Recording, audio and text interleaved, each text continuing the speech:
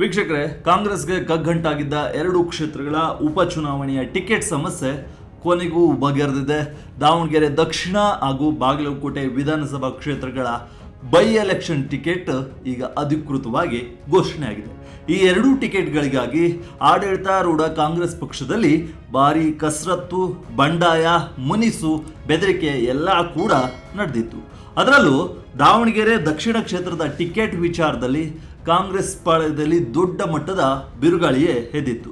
ಸಚಿವ ಜಮೀರ್ ಅಹಮದ್ ನೇತೃತ್ವದಲ್ಲಿ ಮುಸ್ಲಿಂ ನಾಯಕರು ಬಂಡಾಯದ ಬಾವುಟವನ್ನೇ ಆರಿಸಿದ್ರು.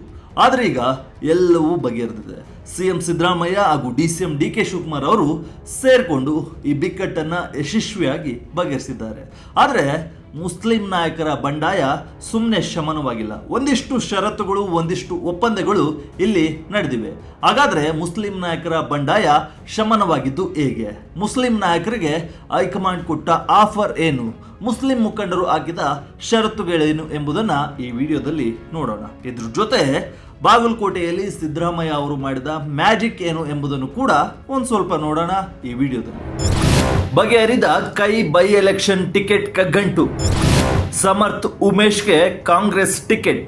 ಹೌದು, ದಾವಣಗೆರೆ ದಕ್ಷಿಣ ಹಾಗೂ ಬಾಗಲಕೋಟೆ ಕ್ಷೇತ್ರಗಳಿಗೆ ಗೆಲುವೊಂದನ್ನೇ ಮಾನದಂಡವಾಗಿಟ್ಕೊಂಡು ಕುಟುಂಬ ರಾಜಕಾರಣ ಹಾಗೂ ಅನುಕಂಪದ ಅಲೆಗೆ ಕಾಂಗ್ರೆಸ್ ಕೊನೆಗೂ ಮಣೆ ಹಾಕಿದೆ.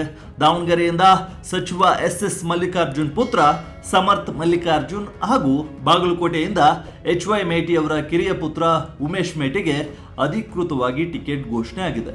ಸೋಮವಾರ ನಾಮಪತ್ರ ಸಲ್ಲಿಕೆಗೆ ಕೊನೆ ದಿನವಾಗಿದ್ದು, ಸೋಮವಾರ ಅಧಿಕೃತವಾಗಿ ಈ ಇಬ್ಬರು ಅಭ್ಯರ್ಥಿಗಳು ನಾಮಪತ್ರವನ್ನು ಸಲ್ಲಿಸಲಿದ್ದಾರೆ.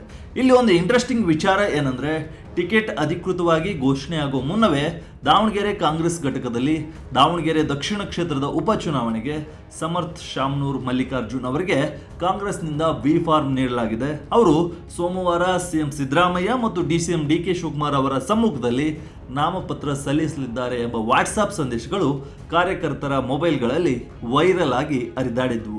ಅದಾದ ಬಳಿಕ ಈಗ ಸಮರ್ಥ್ಗೆ ಟಿಕೆಟ್ ಅಧಿಕೃತವಾಗಿ ಘೋಷಣೆಯಾಗಿದೆ.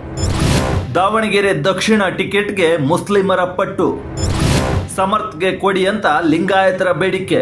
ಬನ್ನಿ ಈಗ ದಾವಣಗೆರೆ ದಕ್ಷಿಣ ಕ್ಷೇತ್ರದಲ್ಲಿ ಏನೆಲ್ಲ ಆಯಿತು, ಟಿಕೆಟ್ ವಿಚಾರದಲ್ಲಿ ಯಾವೆಲ್ಲ ಫೈಟ್ ನಡೀತು ಅನ್ನೋದನ್ನ ನೋಡೋಣ.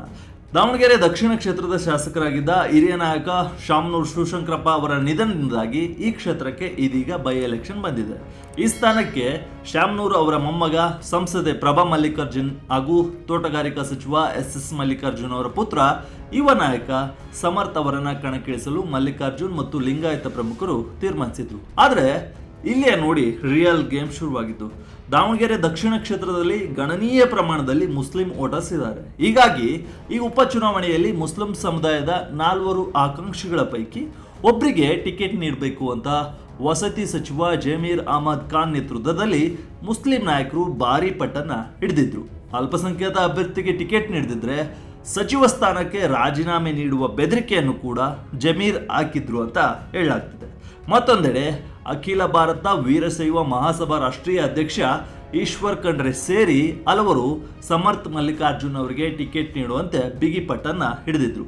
ಬೈ ಎಲೆಕ್ಷನ್ಗಳಲ್ಲಿ ಮೃತರ ಕುಟುಂಬಕ್ಕೆ ಟಿಕೆಟ್ ನೀಡೋದು ವಾಡಿಕೆ, ಜೊತೆಗೆ ಅನುಕಂಪದ ಅಲೆ ಗೆಲುವಿಗೆ ಸಹಕಾರಿಯಾಗುತ್ತೆ ಎಂಬುದು ಅವರ ವಾದವಾಗಿತ್ತು. ಈ 2 ಬಣಗಳ ಜಟಾಪಟಿಯಿಂದಾಗಿ ಕಾಂಗ್ರೆಸ್ ಹೈಕಮಾಂಡ್ಗೆ ಅಭ್ಯರ್ಥಿಯನ್ನ ಯಾರು ಮಾಡಬೇಕು ಅನ್ನೋದು ಕಗ್ಗಂಟಾಗಿ ಪರಿಣಮಿಸಿತು.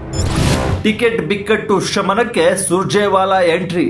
ಯಾವಾಗ ಟಿಕೆಟ್ ಫೈಟ್ ತಾರಕಕ್ಕೇರುತ್ತೋ ಆಗ ಎಐಸಿಸಿ ಪ್ರಧಾನ ಕಾರ್ಯದರ್ಶಿ ಹಾಗೂ ಕರ್ನಾಟಕದ ಉಸ್ತುವಾರಿ ರಣದೀಪ್ ಸಿಂಗ್ ಸುರ್ಜೇವಾಲಾ ಅವರು ದಿಲ್ಲಿಯಿಂದ ಬೆಂಗಳೂರಿಗೆ ದೌಡಾಯಿಸಿದ್ರು. ಅಭ್ಯರ್ಥಿಗಳನ್ನ ಫೈನಲ್ ಮಾಡಲು ಬೆಂಗಳೂರಿನ ಖಾಸಗಿ ಹೋಟೆಲ್ನಲ್ಲಿ ಸರಣಿ ಸಭೆಗಳನ್ನ ನಡೆಸಿದ್ರು. ಮುಖ್ಯಮಂತ್ರಿ Siddaramaiah, DCM DK Shivakumar, AICC ಕಾರ್ಯದರ್ಶಿ ಅಭಿಷೇಕ್ ದತ್ ಅವರೊಂದಿಗೆ ಸುರ್ಜೇವಾಲಾ ಸುದೀರ್ಘವಾಗಿ ಚರ್ಚೆಯನ್ನ ನಡೆಸಿದ್ರು. ಈ ಸಭೆಗೆ ಸಚಿವರಾದ ಎಸ್ ಮಲ್ಲಿಕಾರ್ಜುನ್ ಹಾಗೂ ಈಶ್ವರ್ ಖಂಡ್ರೆ ಅವರನ್ನು ಕೂಡ ಕರೆಸಿಕೊಳ್ಳಲಾಗಿತ್ತು. ಇದೇ ವೇಳೆ ಏರ್ಪೋರ್ಟ್ನಲ್ಲಿ ಸುರ್ಜೇವಾಲಾ ಅವರನ್ನ ಸ್ವಾಗತಿಸುವಾಗಲೇ ಈಶ್ವರ್ ಖಂಡ್ರೆ ಅವರು ಸಮರ್ಥ್ ಉಮೇದುವಾರಿಕೆಯನ್ನ ಬೆಂಬಲಿಸಿದರು. ಸಭೆಯಲ್ಲಿ ಸಿಎಂ ಡಿಸಿಎಂ ಒಗ್ಗಟ್ಟಿನ ಪ್ರದರ್ಶನ. ಮತ್ತೊಂದೆಡೆ ಶುಕ್ರವಾರವೇ ಸಮರ್ಥ್ ಅವರು ನಾಮಪತ್ರ ಸಲ್ಲಿಸಿದ ವಿಚಾರ ತಿಳಿದ ಮುಸ್ಲಿಂ ನಾಯಕರು ಟಿಕೆಟ್ಗಾಗಿ ತಮ್ಮ ಡಿಮ್ಯಾಂಡ್ ಅನ್ನ ಮತ್ತಷ್ಟು ತೀವ್ರಗೊಳಿಸಿದರು. ಈ ಹಿನ್ನೆಲೆಯಲ್ಲಿ ವರಿಷ್ಠರ ಸಮ್ಮುಖದಲ್ಲಿ ಶನಿವಾರ ರಾತ್ರಿ 10 ಗಂಟೆವರೆಗೂ 2 ಗುಂಪುಗಳ ಸಭೆ ನಡೆಯಿತು. ಈ ಸಭೆಯಲ್ಲಿ ಸಿದ್ದರಾಮಯ್ಯ ಮತ್ತು ಡಿ.ಕೆ. ಶಿವಕುಮಾರ್ ಅಕ್ಕಪಕ್ಕದಲ್ಲೇ ಕುಳಿತು ತಮ್ಮ ನಡುವೆ ಯಾವುದೇ ಭಿನ್ನಾಭಿಪ್ರಾಯಗಳಿಲ್ಲ, ನಾವಿಬ್ರು ಒಂದೇ ಎಂಬ ಒಗ್ಗಟ್ಟಿನ ಸಂದೇಶವನ್ನ ರವಾನಿಸುವಲ್ಲಿ ಯಶಸ್ವಿಯಾಗಿದ್ದಾರೆ. ಸುರ್ಜೇವಾಲಾ ನೇತೃತ್ವದಲ್ಲಿ ನಡೆದ ಮುಸ್ಲಿಂ ನಾಯಕರ ಸಭೆಯಲ್ಲಿ ಸಚಿವ ಜಮೀರ್ ಅಹಮದ್ ಖಾನ್, ಮುಸ್ಲಿಂ ಶಾಸಕರಾದ ರಿಜ್ವಾನ್ ಅರ್ಷದ್, ಎನ್.ಎ. ಯಾರಿಸ್, ನಸೀರ್ ಅಹಮದ್, ವಿಧಾನ ಪರಿಷತ್ ಮುಖ್ಯ ಸಚೇತಕ ಸಲೀಂ ಅಹಮದ್, ಸಚಿವ ರಹೀಂ ಖಾನ್, ರಾಜ್ಯಸಭಾ ಸದಸ್ಯ ಸೈಯದ್ ನಾಸಿರ್ ಹುಸೇನ್, ಬೈರತಿ ಸುರೇಶ್ ಮುಂತಾದವರು ಭಾಗವಹಿಸಿದ್ರು. ಈ ಸಭೆಯಲ್ಲಿ ಪಕ್ಷದ ಅಧಿಕೃತ ನಿರ್ಧಾರ ಹೊರಬೀಳುವ ಮುನ್ನವೇ ಶುಕ್ರವಾರದಂದು ಸಮರ್ಥ್ ನಾಮಿನೇಷನ್ ಸಲ್ಲಿಸಿದ ಬಗ್ಗೆಯೂ ಚರ್ಚೆ ಆಗಿದೆ ಅಂತ ಹೇಳಲಾಗ್ತಿದೆ.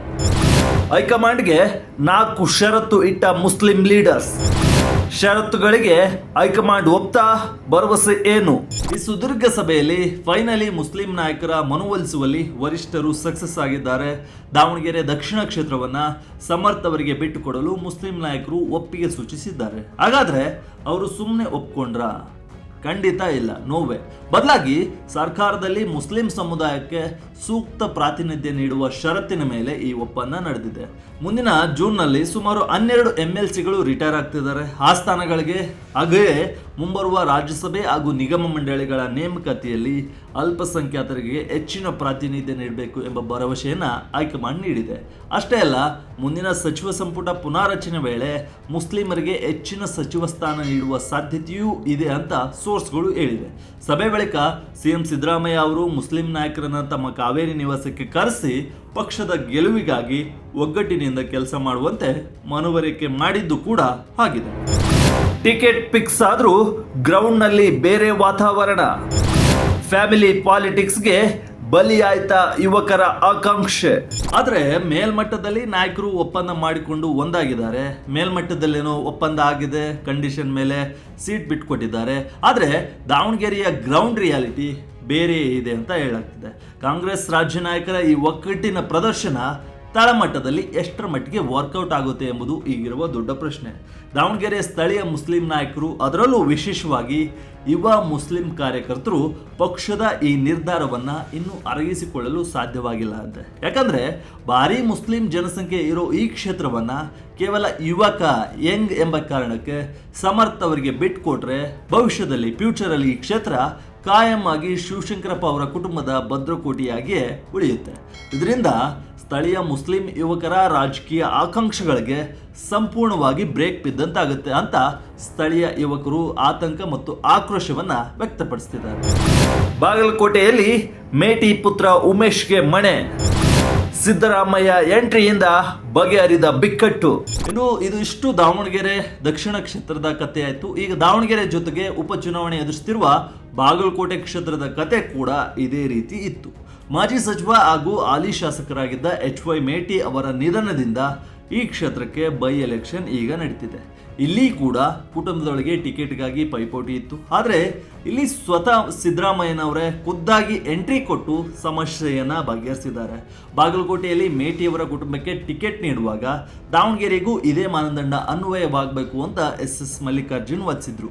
ಅದರಂತೆಯೇ ಬಾಗಲಕೋಟೆಯಲ್ಲಿ ಮೇಟಿ ಅವರ ಕಿರಿಯ ಪುತ್ರ ವಕೀಲರಾಗಿರೋ ಉಮೇಶ್ ಮೇಟಿ ಅವರಿಗೆ ಕಾಂಗ್ರೆಸ್ ಟಿಕೆಟ್ ನೀಡಲು ಅಂತಿಮ ಫೈನಲ್ ಡಿಸಿಷನ್ ತೆಗೆದುಕೊಂಡಿದೆ. ಈ ವಿಚಾರದಲ್ಲಿ ಸಿದ್ದರಾಮಯ್ಯನವರು ಮೇಟಿಯವರ ಪುತ್ರಿಯರಾದ ಮಹಾದೇವಿ ಮತ್ತು ಬಾಯಕ್ಕ ಹಾಗೂ ಹಿರಿಯ ಪುತ್ರ ಮಲ್ಲಿಕಾರ್ಜುನ್ ಅವರೊಂದಿಗೆ ಮಾತುಕತೆ ನಡೆಸಿ ಅವರು ಕೆಲವು ಬೇಡಿಕೆಗಳನ್ನು ಈಡೇರಿಸುವ ಭರವಸೆಯನ್ನು ಕೂಡ ನೀಡಿದ್ದಾರೆ. ಅದಾದ ಬಳಿಕ ಕಿರಿಯ ಪುತ್ರ ಉಮೇಶ್ಗೆ ಟಿಕೆಟ್ ನೀಡಲು ಇಡೀ ಕುಟುಂಬವನ್ನು ಒಪ್ಪಿಸುವಲ್ಲಿ ಸಿಎಂ ಸಿದ್ದರಾಮಯ್ಯ ಅವರು ಸಕ್ಸಸ್ ಆಗಿದ್ದಾರೆ. ಒಟ್ಟಿನಲ್ಲಿ ದಾವಣಗೆರೆ ದಕ್ಷಿಣ ಮತ್ತು ಬಾಗಲಕೋಟೆ ಬೈ ಎಲೆಕ್ಷನ್ಗಳಲ್ಲಿ ಗೆಲ್ಲಲೇಬೇಕು ಅಂತ ಪಣ ತೊಟ್ಟಿರೋ ಆಡಳಿತಾರೂಢ ಕಾಂಗ್ರೆಸ್ ಗೆಲುವಿನ ಸಾಮರ್ಥ್ಯ ಒಂದೇ ಮಾನದಂಡವಾಗಿ ಇಟ್ಕೊಂಡು ಅಖಾಡಕ್ಕೆ ಇಳಿತಿದೆ.